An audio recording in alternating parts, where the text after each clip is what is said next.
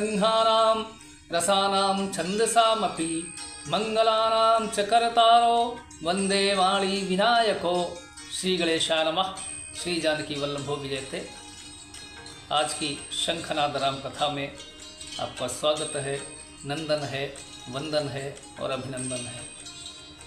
आज की राम कथा प्रभु के प्रकटन की कथा है। भगवान श्री राम के प्रकट होने की कथा है। भगवान श्री राम के प्रकट होने से पूर्व सृष्टि की, धरती की, पृथ्वी की क्या परिस्थितियाँ थीं, प्रकट होने के समय की स्थितियाँ क्या थीं, प्रभु के प्रकट होने से पहले निशाचरों का आतंक कैसा था, रावण का आतंक कैसा था, उसकी आसुरी सेना का कृत्य कैसा था। प्रभु श्री राम के जन्म से पहले ही रावण का जन्म हुआ था और वो लंका का अधिपति बन चुका था। सारे जनमानस में, सारी पृथ्वी पर उसने अपनी सेना के द्वारा आतंक मचा रखा था। वो आतंक कैसे आतंक उसकी सेना करती थी, गोस्वामी जी ने बहुत सुंदर चित्रण किया है उसकी सेना के आतंक का। कैसे? जहि विधि होय धर्म निर्मूला, सो सब करहि वेद प्रतिकूला। जहि विधि होय धर्म निर्मूला, सो सब करहि वेद प्रतिकूला। जहि जहि देशु धेनु दुज पावहि, नगर गाँव पुर आग लगावहि। कैसा आचरण था सेना का, कैसी प्रवृत्ति थी आसुरी सेना की। जहाँ भी धर्म का थोड़ा भी वास है, उस जगह पर जा करके ऋषियों को, तपस्वियों को, नगरवासियों को केवल और केवल आतंकित करना, प्रताड़ित करना, उनको धर्म विरुद्ध करने के लिए विवश करना। ऐसा आतंक रावण की निशाचरी सेना ने मचा रखा था। इस रावण की आसुरी सेना के द्वारा जो कृत्य उस समय किए जा रहे थे त्रेता युग में, उसकी कुछ झलकियां आज भी आपको समाज में दिख जाएंगी, मिल जाएंगी। कैसे? शुभ आचरण कतहु नहीं होई, देव विप्र गुरु मान न कोई। शुभ आचरण कतहु नहीं होई, देव विप्र गुरु मान न कोई। नहीं हरि भगत यज्ञ तप ज्ञाना, सपने हूँ सुनिय न वेद पुराना। त्रेता युग में हरि का भजन करने वाला कोई नहीं था, और यदि कोई था भी तो उसको ये रावण की आसुरी शक्तियाँ, उसकी आसुरी सेना केवल और केवल डिस्टर्ब करती थी। शनै शनै, धीरे धीरे आप अपने समाज में भी इस तरह की प्रवृत्ति को देखते हैं, जानते हैं, समझते हैं, दिखाई पड़ती हैं ऐसी प्रवृत्तियाँ। कहीं मॉब लिंचिंग के नाम पर एक भीड़ द्वारा किसी निरीह प्राणी की हत्या कर दी जाती है। कहीं एक भूमि के टुकड़े के लिए भीषण नरसंहार कर दिया जाता है। कहीं पर केवल अपने अभिमान को सिद्ध करने के लिए गला काट दिया जाता है। कहीं पर कपट वेशधारी युवक सनातनी बहन बेटियों के साथ कैसे कैसे अत्याचार करते हैं। ये जो कुछ भी आप अपने आसपास, अपने समाज में देख रहे हैं, ये सब के सब आसुरी प्रवृत्ति के प्रतीक हैं, निशाचरी प्रवृत्ति के प्रतीक हैं। ऐसे ही निशाचरी प्रवृत्ति रावण के समय में उसकी सेना द्वारा लोगों को डराने के लिए, धमकाने के लिए, उनको धर्म विरुद्ध करने के लिए ऐसे ही कृत्य किए जाते थे। उसके कुछ कुछ लक्षण आज आपको समय में, कलयुग में भी विद्यमान दिखाई देते हैं, और समय के साथ ये लक्षण बढ़ेंगे, कम नहीं पड़ेंगे। क्यों? क्योंकि हमारा मन धर्म के विरुद्ध है। धर्मयुक्त बात हम सुनना नहीं चाहते, धर्मयुक्त बात हम करना नहीं चाहते हैं, धर्मयुक्त आचरण हम करना नहीं चाहते हैं। एक छोटा सा उदाहरण आपके साथ साझा करेंगे। पूरे भारत की 140 करोड़ जनसंख्या में से लगभग 100 करोड़ सनातनी भाई बहन हैं। थोड़ा कल्पना कीजिए, इन 100 करोड़ सनातनी भाई बहनों में से कितने लोग प्रभु चरित्र का गुणगान करते हैं। कितने लोग उनके आदर्शों को मानने के लिए आज के समय में तैयार हैं। कुछ करोड़, कुछ लाख, कुछ हजार नहीं, केवल कुछ 100 लोग, कुछ 100 लोग कथा को सुनते हैं, प्रभु के आचरणों को सुनते हैं, गुनते हैं, चिंतन करते हैं और मनन करते हैं। ये संख्या दिन प्रतिदिन कम होती जाती है। आप में थोड़ा सा धर्म अभी विद्यमान है, प्रभु के प्रति थोड़ी आस्था, थोड़ी श्रद्धा अभी बाकी है। इसीलिए इस कथा को आप सुन रहे हैं, देख रहे हैं। जिस दिन ये श्रद्धा, ये भक्ति समाप्त हो जाएगी, उस दिन आपके अंदर भी एक नवीन रावण का उदय हो जाएगा। ऐसी ही आसुरी प्रवृत्तियां आपको डिस्टर्ब करती हैं, आपको अपनी ओर आकर्षित करती हैं, अपनी ओर खींचती हैं, ताकि आप धर्म विरुद्ध आचरण करें। ये प्रभु की विशेष कृपा है कि आप आज भी प्रभु के चरित्र का गुणगान सुनना चाहते हैं, प्रभु की लीलाओं का रस लेना चाहते हैं। कि आप पर प्रभु श्री राम की विशेष कृपा है कि आपका मन अभी भी उनके चरणों की प्रीति चाहता है। जब आसुरी प्रवृत्ति अपने चरम पर पहुंचती है, तब एक नवीन रावण का उदय होता है। मनुष्य पूरी तरह से रावणमय हो जाता है। कैसे?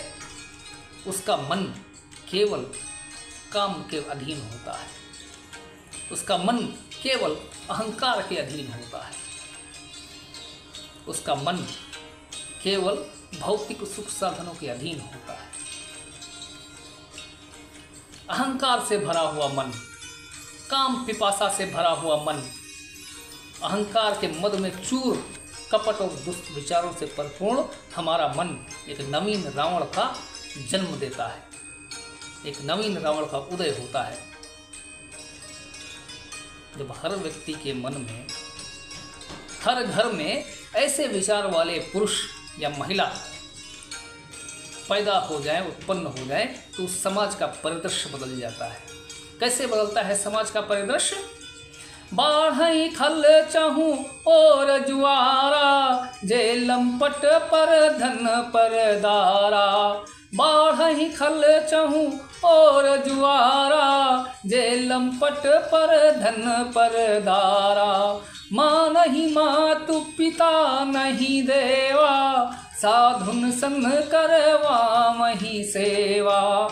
जिनके यह आचरण भवानी, ते जानहु निश्चर सब प्राणी। माता पिता और गुरु की बात मानने का मन ही नहीं करता है, पूरी तरह से विमुख। थोड़ा दृष्टिपात करके देखिए, नज़र घुमा करके देखिए। एक छोटे से डिवाइस में, मोबाइल में सभी की दुनिया कैद है। माता क्या बोल रही, पिता क्या बोल रहे हैं, गुरु क्या बोल रहे हैं, उनकी बात को अनसुनी कर करके किस ओर हमारा मन हमको लेकर के जाता है, किस तरफ हमारा मन हमको खींचता है? मोबाइल फ़ोन की ओर। उसमें क्या आ रहा है, क्या नहीं आ रहा है, दुनिया में क्या क्या घटनाएं घट रही हैं, सारा सब कुछ आपकी मुट्ठी के अंदर है, एक मोबाइल फ़ोन के अंदर है। माता पिता क्या संस्कार दे रहे हैं, क्या सिखा रहे हैं, क्या शिक्षा दे रहे हैं, उससे ज़्यादा शिक्षा हम मोबाइल से ले रहे हैं। वो शिक्षाएं कितनी सत्य हैं, ये तो शिक्षा लेने वाला जान सकता है, शिक्षा देने वाला जान सकता है। लेकिन विश्वास कीजिए, जो शिक्षा आपके माता पिता आपको देंगे, जो शिक्षा आपके गुरुजन आपको देंगे, वो शिक्षा मोबाइल आपको कभी नहीं दे सकता, फ़ोन आपको कभी नहीं दे सकता, गूगल आपको कभी नहीं दे सकता है। क्यों? क्योंकि गूगल आपको दर्द नहीं समझता है। आपका दर्द समझने वाले आपके माता पिता हैं, आपका दर्द समझने वाले आपके परिजन हैं, आपका दर्द समझने वाले आपके गुरुजन हैं। फ़ोन से आप ज्ञान ले सकते हैं, शिक्षा ले सकते हैं, लेकिन फ़ोन या गूगल या मोबाइल आपसे ये नहीं पूछेगा कि बेटा 2 और 2 4 होता है, ये आपको समझ में आया कि नहीं आया, कैसे होता है। और 2 और 2 4 तो आपको बताएगा, लेकिन ये नहीं पूछेगा आपको समझ में आया या नहीं आया। ये पूछने वाला आपका शिक्षक है, ये पूछने वाले आपके माता पिता हैं। बेटा आपने दवाई खाई थी, आपका बुखार उतर गया कि नहीं उतरा। मोबाइल फ़ोन आपको बुखार की दवाई बता सकता है, आपका दर्द नहीं पूछ सकता है। दर्द पूछने के लिए आपके परिजन, आपके माता पिता ही आपका दर्द पूछेंगे। गणित और भौतिकी का प्रश्न आपको समझ में आया या नहीं आया, यह आपसे मोबाइल नहीं पूछ सकता है, ये आपके गुरुजन ही पूछेंगे।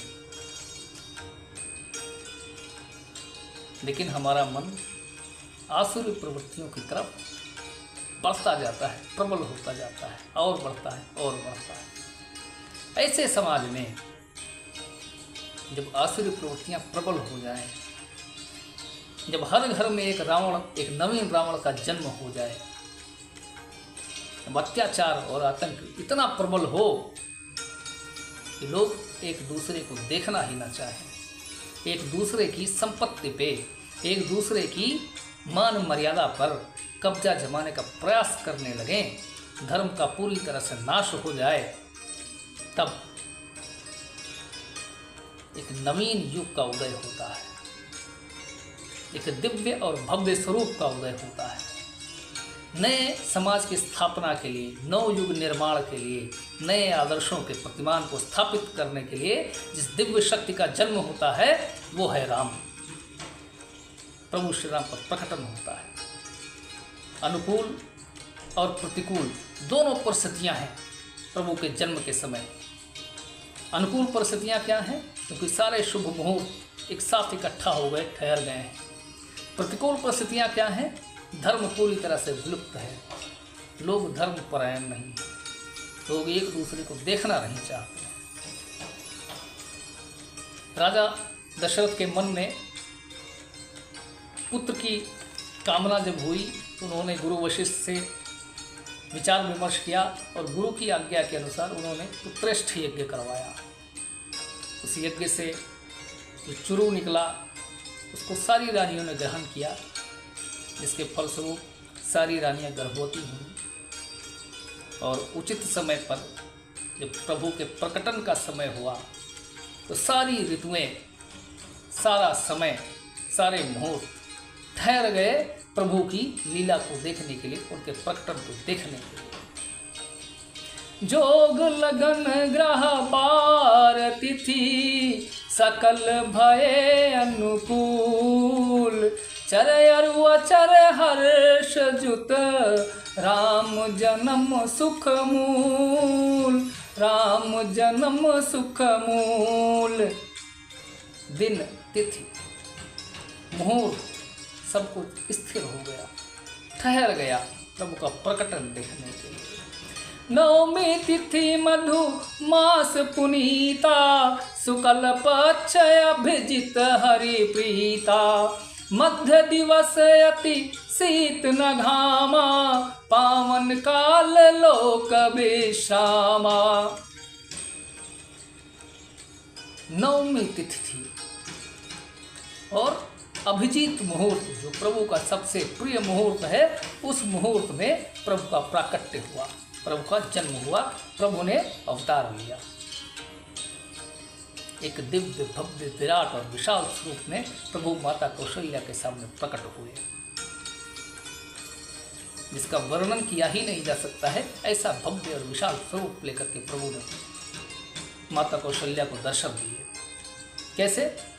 भय प्रकट कृपाला दीन दयाला, कौसल्या हितकारी, हर्षित महतारी, मुनि मनहारी, अद्भुत रूप विचारी, लोचन अभिरामा, तनु घन श्यामा, शोभा सिंधु खरारी, भूषण बनमाला, नयन विशाला, शोभा सिंधु खरारी।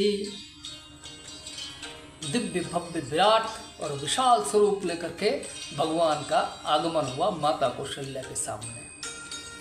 जिस स्वरूप को माता ने देखा उन्हें समझ में आया ही नहीं ये क्या है।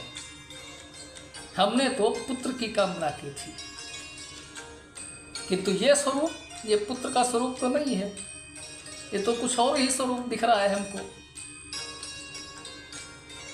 जिस स्वरूप को देखने के लिए ऋषि मुनि जन्मों जन्म तक तपस्या करते हैं, साधना करते हैं, उस स्वरूप को माता कौशल्या अपने सामने देख रही थी।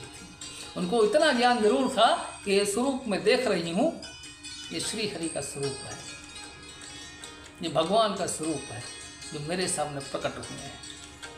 तो उस समय उनकी मन की स्थिति क्या हुई? यदि भगवान मेरे सामने प्रकट है तो भगवान से प्रार्थना करना मेरा कर्तव्य है। मैं भगवान की प्रार्थना करती हूँ।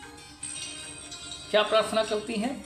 कहा दो कर जोरी अस्तुति तोरी, के ही विधि करहूँ अनंता, माया गुण ज्ञाना तीत यमाना, वेद पुराण बनंता, करुणा सुख सागर सब गुण आगर, जेहि गावहि श्रुति संता, सो मम हित लागी जन अनुरागी, भयो प्रकट श्रीकंता। हे प्रभु, आपकी मैं स्तुति करती हूँ, आपसे प्रार्थना करती हूँ, आपकी वंदना करती हूँ। लेकिन प्रभु के इतने विराट और विशाल स्वरूप को देख करके माता का हृदय असमंजस से भर गया। असमंजस क्या है? असमंजस ये है कि माता के गर्भ से एक शिशु को जन्म लेना चाहिए था, किंतु इतना भव्य, इतना विराट, इतना विशाल स्वरूप, 4 भुजाओं के साथ अस्त्र शस्त्र लिए हुए इतने विशाल स्वरूप वाले बालक को जब लोग देखेंगे तो बहुत जग हंसाई होगी, बहुत निंदा होगी। माता ने ये कैसा बालक को जन्म दिया है जिसके 4 भुजाएं हैं, जो अस्त्र शस्त्र लेकर के पैदा हुआ है। और सबसे बड़ा असमंजस ये है, इस बालक को तो मैं गोद में उठा ही नहीं सकती, इस पे मैं अपनी ममता कैसे न्यौछावर कर पाऊंगी। ये असमंजस माता के मन में हुआ। ब्रह्मांड निकाया निर्मित माया, रोम रोम प्रतिवेद कहे, मम उर सोबासी यह उपहासी, सुनत धीर मति थिर न रहे, उपजा जब ज्ञाना प्रभु मुस्क्याना, चरित बहुत विधि कीन चाहे, कही कथा सुहाई मातु बुझाई, जही प्रकार सुत प्रेम लाहे। प्रभु ने जब माता के असमंजस को जाना, उनकी मन की दशा का अनुमान हुआ प्रभु को, तो उन्होंने माता को उनके पूर्व जन्म की कथा सुनाई कि कैसे मनुष्य रूपा के रूप में माता ने प्रभु को अपने शिशु के रूप में, अपने पुत्र के रूप में पाने के लिए यज्ञ किया था, तपस्या की थी। अपने पूर्व जन्म की कथा सुनते ही माता कौशल्या को पूर्व जन्म का बोध हुआ। प्रभु को अपने सामने देख करके मन हर्षित हो गया, गदगद हो गया, पुलकित हो गया। किंतु कामना तो एक बालक की थी, कामना तो एक पुत्र की थी, जिसको अपनी गोद में ले करके वो दुलार सकें, जिसकी तोतली बोली सुन करके वो प्रसन्न हो सकें, आनंदित हो सकें। कामना तो उस बालक की थी। माता को ज्ञान हुआ, प्रभु के आगमन का भान हुआ, तो माता ने फिर से प्रभु से प्रार्थना की। क्या प्रार्थना की? हे करुणा के सागर, मेरी विनती सुनिए, मेरी प्रार्थना सुनिए और मेरे मनोरथ को पूरा कीजिए। माता पुनि बोली सोमति डोली, तजहु तात यह रूपा, की जय शिशु लीला अति प्रियशीला, यह सुख परम अनुपा, सुनि बचन सुजाना रोदन ठाना, होई बालक सुर भूपा, यह चरित जे गावहि हरिपद पावहीं ते न परहीं भवकूपा। माता ने प्रभु से प्रार्थना की, हे दया निधान, हे कृपा निधान, मैंने तो एक बालक की कामना की है और मैं चाहती हूँ कि आप ऐसे स्वरूप में आए जिसको मैं अपनी गोद में उठा सकूँ। आप ऐसे स्वरूप में आए जिसको मैं दुलार कर सकूँ। आप ऐसे स्वरूप में आए जिस पे मैं अपनी ममता न्यौछावर कर सकूँ। माता की बात सुनकर, उनके हृदय का हाल जान करके प्रभु ने एक बालक का रूप लिया, एक शिशु का रूप धारण कर लिया। और शिशु का रूप धारण करके शिशु की तरह उन्होंने रुदन शुरू किया, रोना शुरू किया। जब एक शिशु के रोने की आवाज़ माता के कक्ष से बाहर निकली तो सभी को पता चल गया कि माता ने एक शिशु को जन्म दिया है और सभी दौड़ पड़े उस शिशु को देखने के लिए। जिसने भी उस शिशु के रूप को देखा उसका जीवन धन्य हो गया। इतना अद्भुत रूप, इतना सुंदर स्वरूप देख करके लोगों का जीवन धन्य हो गया। ऐसे रूपवान, गुणवान, दया निधान, करुणा निधान प्रभु को सादर प्रणाम, सादर नमन, सादर वंदन। आशा है आज की कथा आपके लिए सार्थक सिद्ध होगी। यदि आपको कोई प्रश्न हो या कोई सुझाव हो तो कमेंट बॉक्स में ज़रूर लिखिएगा। शंखनाद राम कथा का अगला एपिसोड आपको अगले मंगलवार को आपके प्रिय चैनल शंखनाद राम कथा पर उपलब्ध रहेगा, आपकी सेवा में समर्पित रहेगा। प्रभु श्री राम आप सभी का मंगल करें। इसी शुभेच्छा के साथ जय श्री राम, जय श्री राम, जय श्री राम।